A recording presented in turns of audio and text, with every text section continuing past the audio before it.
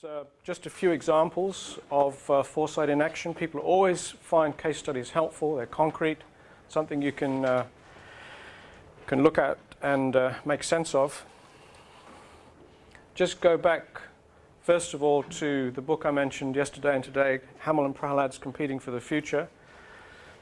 And their basic method is summarized here.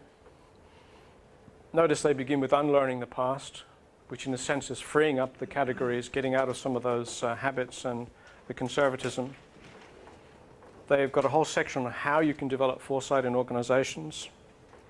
They've got a detailed approach to what the strategic architecture is within organizations to do that. They talk about creating goals that are just ahead of what people think are reasonable. And they use business terms like resource leverage. And they talk about 3 overlapping stages, which I think really pretty self-explanatory. They argue for a great deal more effort to be put into what they call industry foresight and intellectual leadership. They did some research which showed that leading executives put very, very, very small amounts of time looking forward and out beyond immediate boundaries. So their actual strategic thinking was really too limited. And this is part of their response to that. Foreshortened migration paths, I think, just refers to getting products to the market more quickly and then looking for market position and share. So here's one very good case study that exemplifies some of these things. I don't know if you know, but Barry Jones has recently become AFI's patron, and he visited us before Christmas. I was discussing this with him, and what I didn't know about this case study was that being a forest products company, Nokia had a lot of people spread throughout the Finnish forests with their eyes scanning, looking for fires. And they actually had an in-house need for a communications capability that was better than the landlines they were using at the time.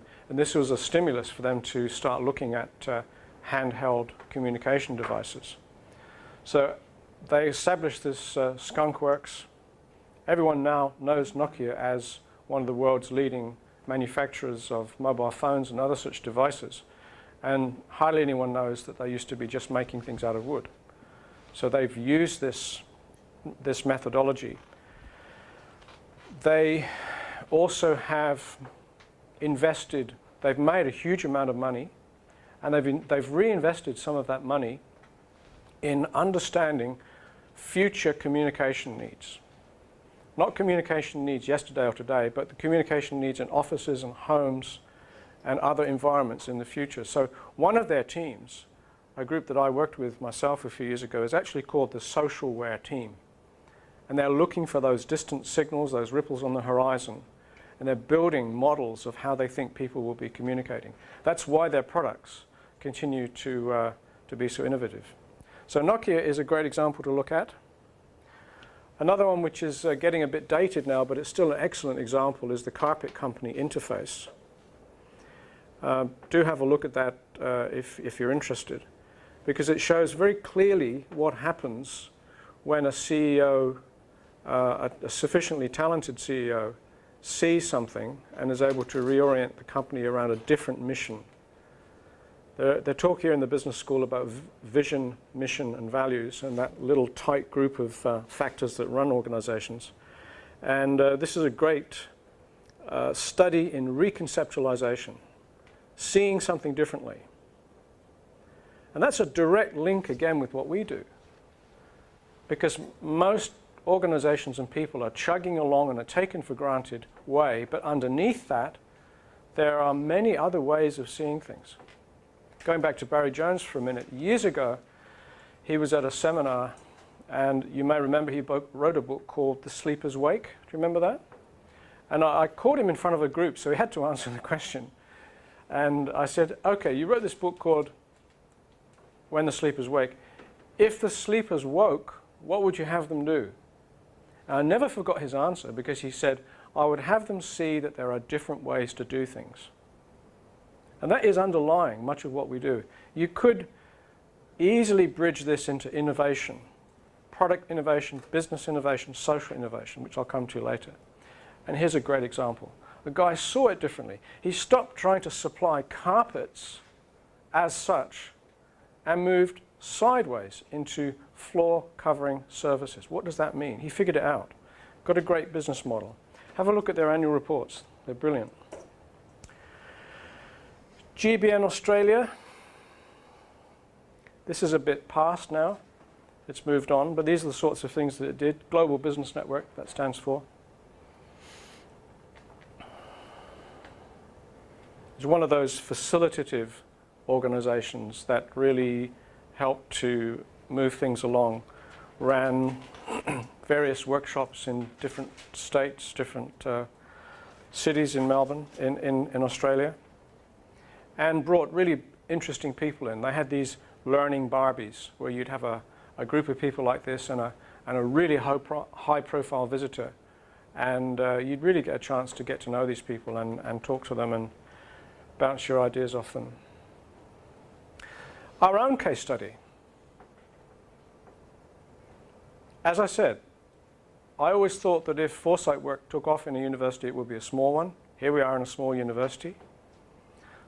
A small niche player has to be smart, has to be quick on its feet, has to be innovative, because there are other competitors out there with far more in terms of gross resources.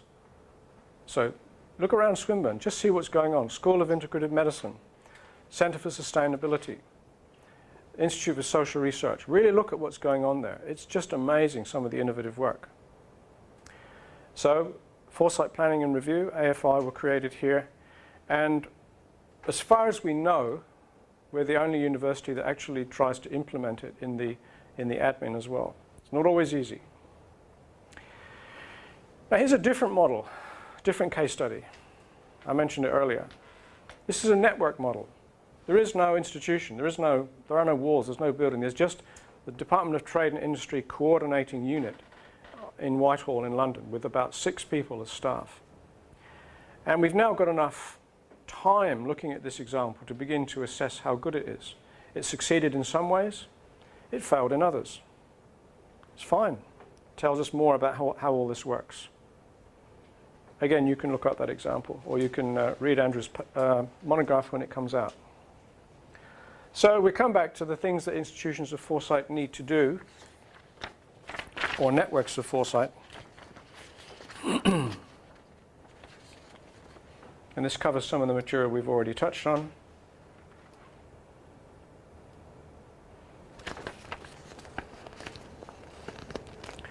Hard & Tibbs was involved in our scenario project that Joe and Marie carried out here last year.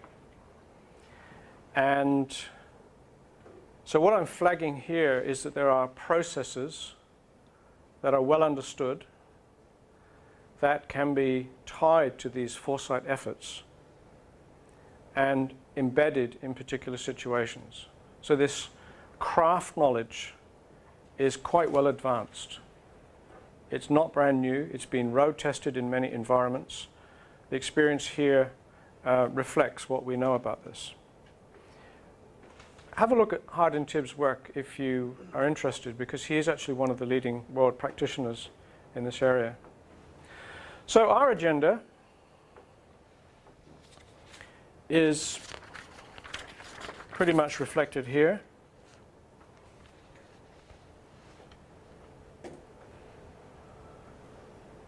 Pretty much reflects what I've said before.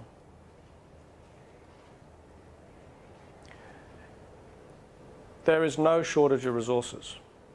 There is, as I think is already obvious to you, a huge shortage of time, energy that we all have to put into this.